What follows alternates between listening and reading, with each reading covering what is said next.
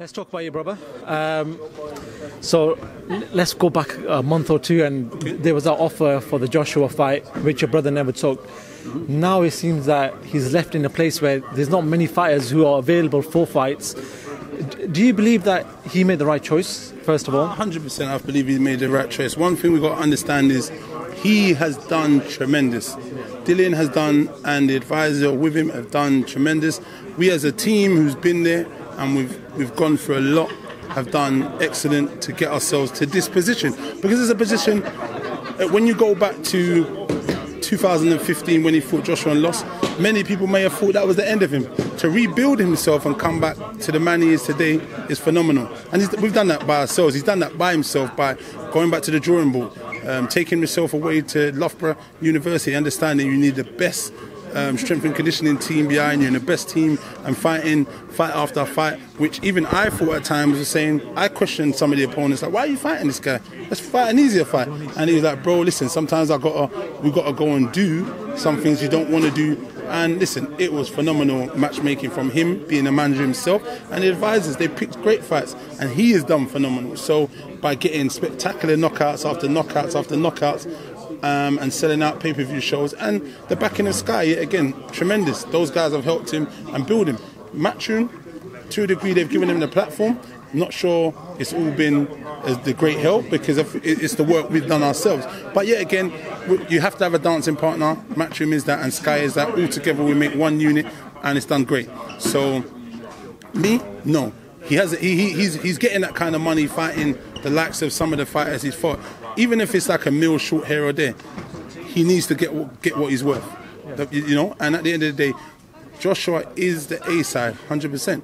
But what you've got to look at is, even Joshua wants to is the A side against Wilder, and he wants to get his purse more than Wilder. So when he's fighting, Dylan wants his purse a little bit more also. So I believe, look, they've gone on to give Miller 8 million.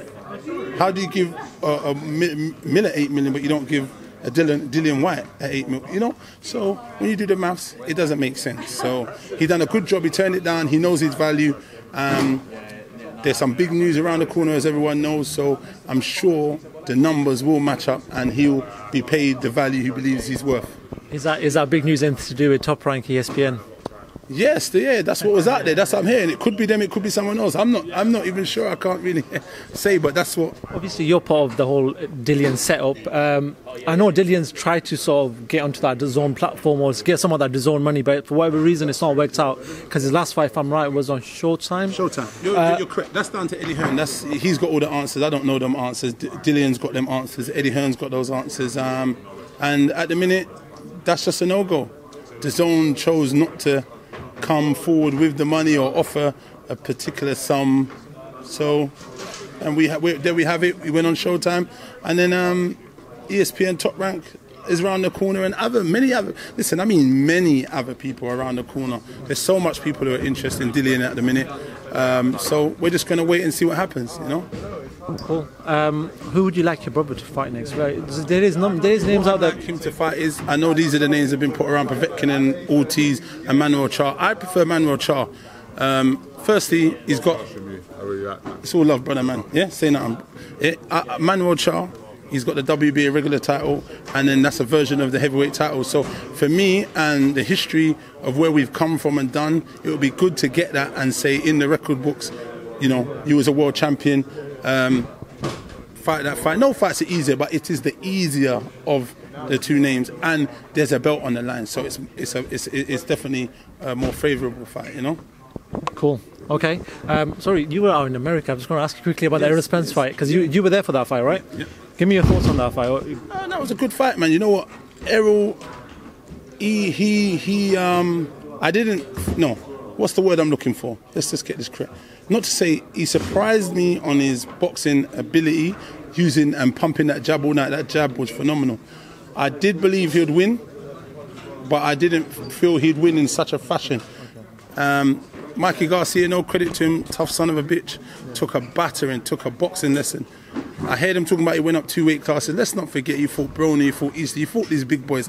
Let's not pretend. Don't try and undercut the man's achievement when they say, no, he went up and he fought this guy. This Mikey is a big fighter. He fit in welterweight. He was quite big. You saw him. He was a bit fleshy, but what I'm saying, he's a big 135 or maybe 140. So he weren't that far of his depth, but he's had vast experience, a lot more experience than El's had. And he went out there, El, and put on a boxing clinical, boxed his head off, and punished him, and made him pay, and made him look pedestrian and ordinary. So listen, there's nothing more I can say. I'm a huge fan of El Spence. I've been to New York to see him against Lamont Peterson, and then I went to Texas the other day. And if he fights Pacquiao, I'll be back in Dallas again, motherfuckers. Ricky, Dean, thank you very much. Talk to FightHype.com. I appreciate that. All the time, man. Love. Thanks. Very much. Boom.